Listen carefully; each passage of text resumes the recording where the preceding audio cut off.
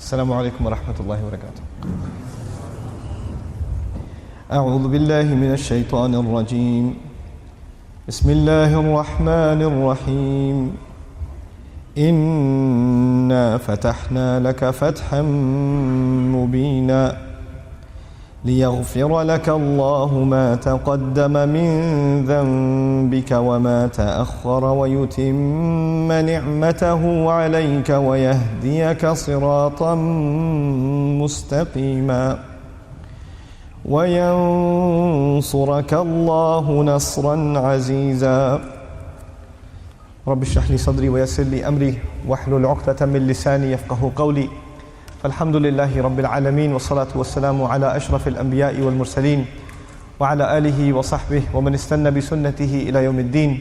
اللهم اجعلنا منهم ومن الذين آمنوا وعملوا الصالحات وتواصوا بالحق وتواصوا بالصبر. آمين يا رب العالمين. Inshallah ta'ala, today the secret topic. I told the organizers it was secret because I was still thinking about it. But the topic is actually something I've been thinking about for the last couple of months. And I feel that in the ummah, there are lots of different kinds of confusion. And we see the world around us and we think about the realities around us, whether they are political realities or social realities or economic realities, or they are realities in regards to our own life. And we have to figure out what it all means. We have to make sense of things like the news, or we have to make sense of, our own challenges in our lives. But I feel more and more that we actually don't look at reality around us through the Book of Allah. In other words, the best way to understand reality is to understand certain concepts from Allah subhanahu wa ta'ala. And once you understand those concepts, your view and your perspective and your opinion changes. Now I want to give you an example before I begin the specific conversation. And that is that, imagine that you are wearing glasses, or you have really weak eyesight. You have really weak eyesight. And you're not wearing your glasses. Okay? So you can see, but you can't see accurately. Right? There's something missing in what you can see. You may see that there's a sign, but you may not be able to read it exactly. You understand what I'm saying? But once you put the right lenses on, you put the right glasses on, then now you can see things clearly. I want you to think of the Quran, and especially the Book of Allah, the Quran, as a kind of glasses. Once you put them on, once you start thinking through the Quran, reality becomes clear. Like you start seeing things in a different light, that you did not see them in the same way before. Okay? I'll give you a small example of that before I actually talk about the ayat that I really want to talk to you about. And this is actually, in my opinion, it is probably going to take me about 6 months to a year, if not more, to study this one surah before I can comprehensively talk about the surah. But right now I'll just share with you some brief concepts. But before I do, just an example. If I was going with a bunch of young men and women on a bus, and we drove by a beautiful mansion, it's just a gorgeous house on top of a hill. On the other side there's the ocean. Just an absolutely beautiful, stunning house. And the driveway into the house, there's a gorgeous car parked outside. And on the back of the house there's this incredible backyard and a swimming pool and all of it. I mean, whatever you can imagine is there. It's like it's a piece of Jannah on earth.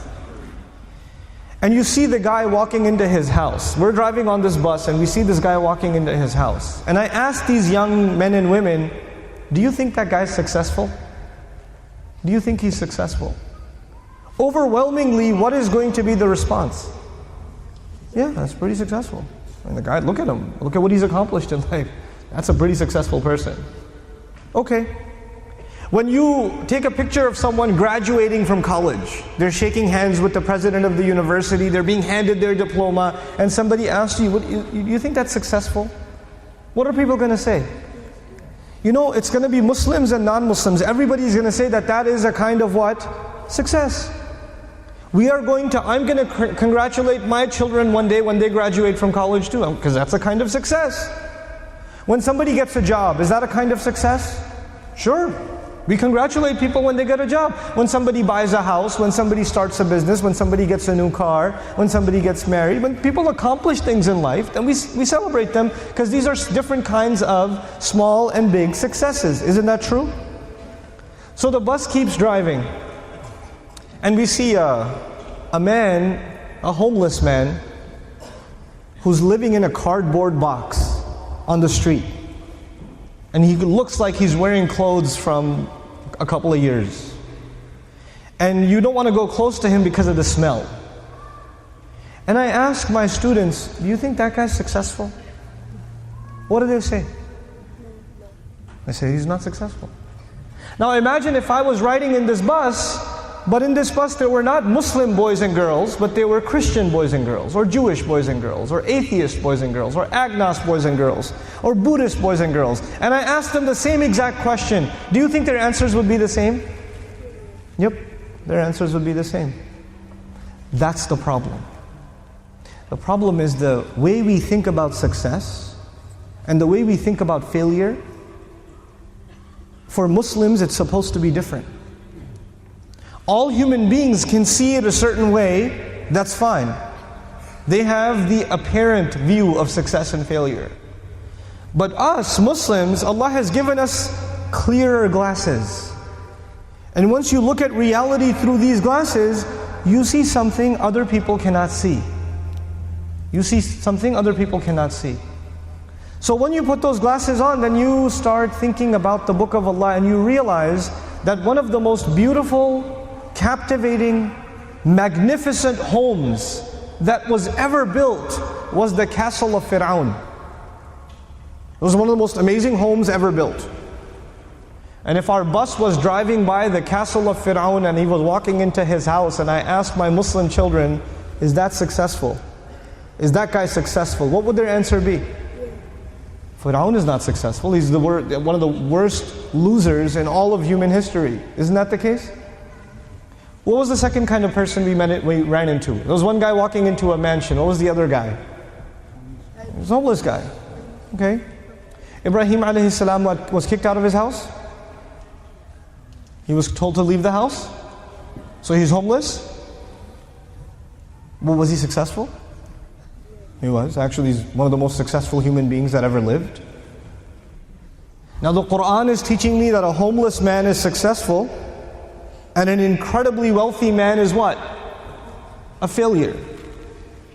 You know what the Quran is teaching me? The Quran is teaching me that success has nothing to do with wealth. And failure has nothing to do with poverty. Success and failure are different concepts for us than they are for everybody else.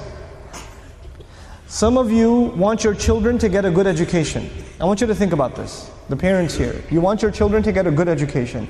Why do you want your children to get a good education? Because you want them to be successful. Isn't that the case? You want them to get a job. You want them to get a good career. You want them to have a good life. You don't want them to rent an apartment. You want them to buy a house. You want them to go into a good paying profession. You want them to become a lawyer or a doctor. You want them to become an engineer. You know? This is what you want for your kids. You want them to have a good life. Now tell me, sometimes we send our children to school and we send them to a different country, or we send them to a different state or a different city.